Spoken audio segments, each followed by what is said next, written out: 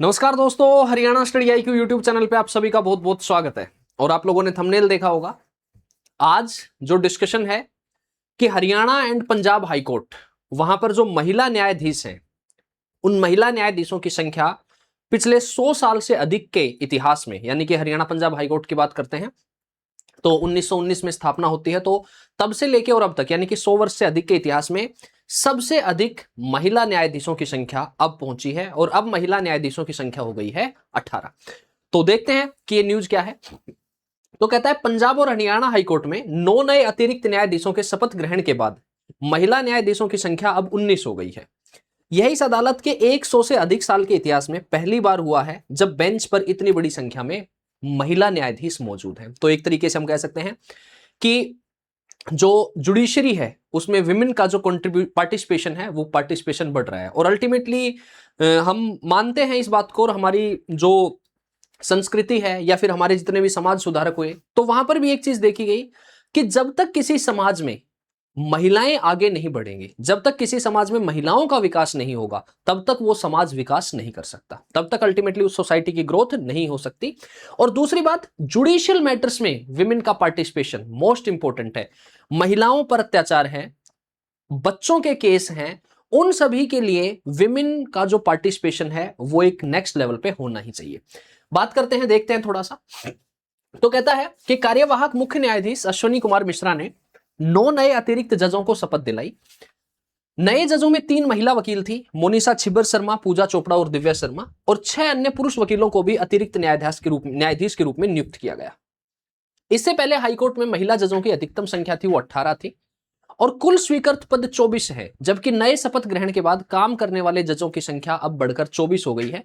देश के अन्य उच्च न्यायालयों की तुलना में इस हाईकोर्ट में महिला जजों की संख्या सबसे अधिक है। तो एक पॉइंट तो यह है कि महिला जजों की जो संख्या है वो सबसे अधिक है हरियाणा पंजाब हाईकोर्ट में।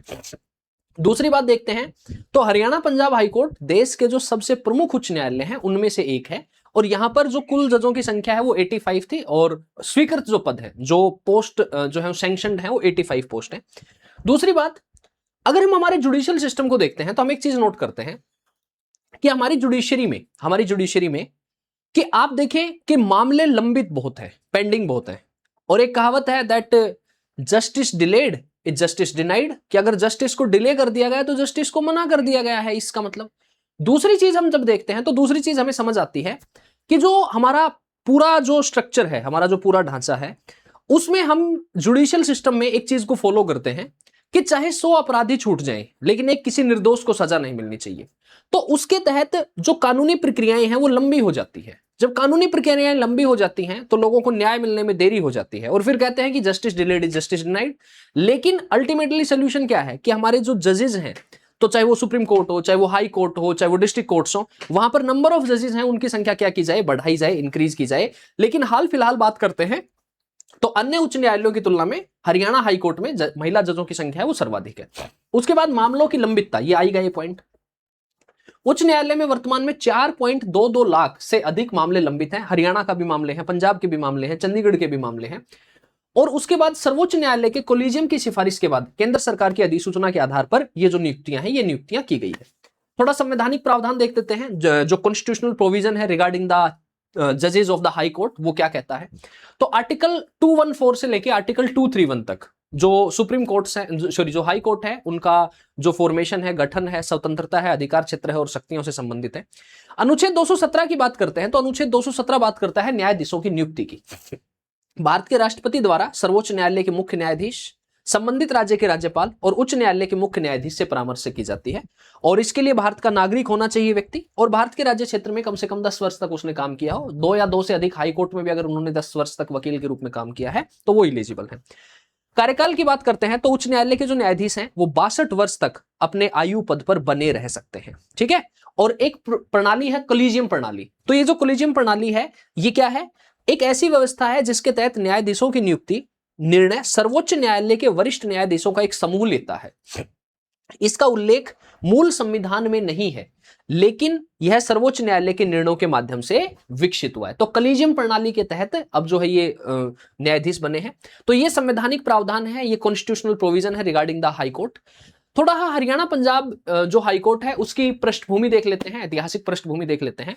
तो इसकी जो स्थापना होती है, वो इसकी स्थापना होती है सबसे पहले 1919 में लाहौर में पंजाब उच्च न्यायालय के रूप में भारत सरकार के जो है वो भारत सरकार के 1915 के तहत स्थापना की गई अधिनियम जो था। और इसके प्रथम मुख्य न्यायाधीश सर सादीलाल थे। सर सादीलाल रेवाड़ी से आते थे, ठीक है, रेवाड़ी से आते थे, बढ़िया फैमिली से थे। और सर सादीलाल के ऊपर एक आरोप है, इतिहास एक आरोप बताता है, और वो आरोप ये है कि भगत सिंह को जब फांसी दी गई तो इन्होंने जो है वो गवाही दी थी। दूसरी बात ये मानते हैं कि उसकी एवज में, उसके बदले में, ठीक है, दो व्यक्ति, एक शोभा सिंह और एक सर सादीलाल। शोभा सिंह जो थे वो भी भगत सिंह की जो गवाही हुई थी उसमें उसके खिलाफ थे, और उन्हीं के आधार पर भगत सिंह को फांसी मिली थी। उसके बदले में अंग्रेज सरकार ने, ब्रिटिश हुकूमत ने शोभा सिंह को कनाट प्लेस के आसपास का जो एरिया है वहां पर बड़ी जमीनें दी गई, वहां पर कुछ स्कूल भी स्थापित किए जो आज भी चलते हैं।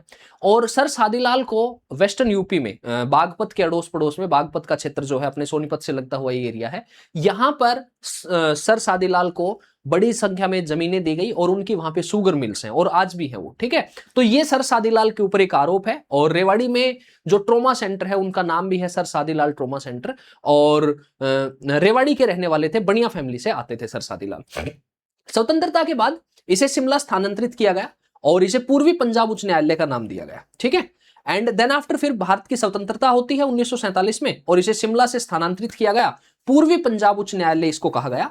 और जब हम वर्तमान में बात करते हैं तो 1 नवंबर 1966 को हरियाणा पंजाब से अलग होता है। 1 नवंबर को हरियाणा पंजाब से अलग होता है। तो ये जो हाईकोर्ट है ये हरियाणा का भी हाईकोर्ट है, पंजाब का भी और चंडीगढ़ का भी। तो ये जो है उसके बाद ये पंजाब, हरियाणा और केंद्र शासित प्रदेश चंडीगढ़ का साझा उच्च न्यायालय बन गया है, ठीक है। तो ये हाईकोर्ट है जहां पर एक यूनियन टेरिटरी है और 2 स्टेट्स है, ठीक है। हरियाणा राज्य हो गया, पंजाब राज्य हो गया, और यूनियन टेरिटरी हो गई चंडीगढ़। तो इसकी स्थापना जो हुई थी वो लाहौर में हुई थी, और उसके बाद इसको शिफ्ट किया गया, और 1952 में इसकी एक पीठ थी जो कि दिल्ली में भी स्थापित की गई थी। कुछ महत्वपूर्ण तथ्य हैं वो देख लेते हैं। इसके वास्तुकार रहे ली कार्बूजियर, ठीक है, फ्रांस के वास्तुकार थे, आर्किटेक्चर थे। और इवन पूरा जो चंडीगढ़ शहर है, वो चंडीगढ़ आपको पता होगा एक प्लान्ड सिटी है। जवाहरलाल नेहरू जो हमारे पहले प्रधानमंत्री हुए, जवाहरलाल नेहरू जी का सपनों का शहर था ये। मतलब उन्होंने प्रॉपर इसको डिजाइन करवाया गया था। जैसे गुड़गांव की बात कर लो, गुड़गांव शहर बन गया, बाद में प्लानिंग चल रही है, ठीक है, पानी भर जाता है, आधे घंटे बारिश होगी तो गुरुग्राम को गुरुजाम बन जाता है, लोग खड़े रहते हैं घंटों घंटों तक, सड़कों पर लाइनें लग जाती हैं, ड्रेनेज नहीं है, ठीक है, इलेक्ट्रिसिटी की प्रॉब्लम है, पार्किंग नहीं है, ठीक है, ट्रांसपोर्ट के लिए प्रॉब्लम है। चंडीगढ़ में ऐसा नहीं है, चंडीगढ़ आप गए होंगे, चंडीगढ़ में ऐसा नहीं है। तो चंडीगढ़ को डिजाइन किया गया ली कार्बूजियर के द्वारा, और पंजाब हरियाणा हाईकोर्ट का भी डिजाइन ली कार्बूजियर ने ही दिया। उसके बाद जो पंजाब हरियाणा हाईकोर्ट है, यह परिसर चंडीगढ़ के कैपिटल कॉम्प्लेक्स का हिस्सा है, और इसे जुलाई 2016 में यूनेस्को द्वारा विश्व धरोहर शामिल किया गया है, ठीक है, विश्व धरोहर है, वर्ल्ड हेरिटेज साइट है। और संवैधानिक स्थिति की बात कर लेते हैं तो साझा क्षेत्राधिकार है, 231 अनुच्छेद बताता है, भारतीय संविधान के अनुच्छेद 231 संसद को अधिकार देता है कि वह 2 या 2 से अधिक राज्य या केंद्र शासित प्रदेशों के लिए एक ही साझा उच्च न्यायालय स्थापित कर सकती है। तो वर्तमान में इसका जो अधिकार क्षेत्र है वो पंजाब है, हरियाणा है, और केंद्र शासित प्रदेश चंडीगढ़ है। और यहां पर जो कुल जजों की स्वीकृत संख्या है वो 85 है, ठीक है।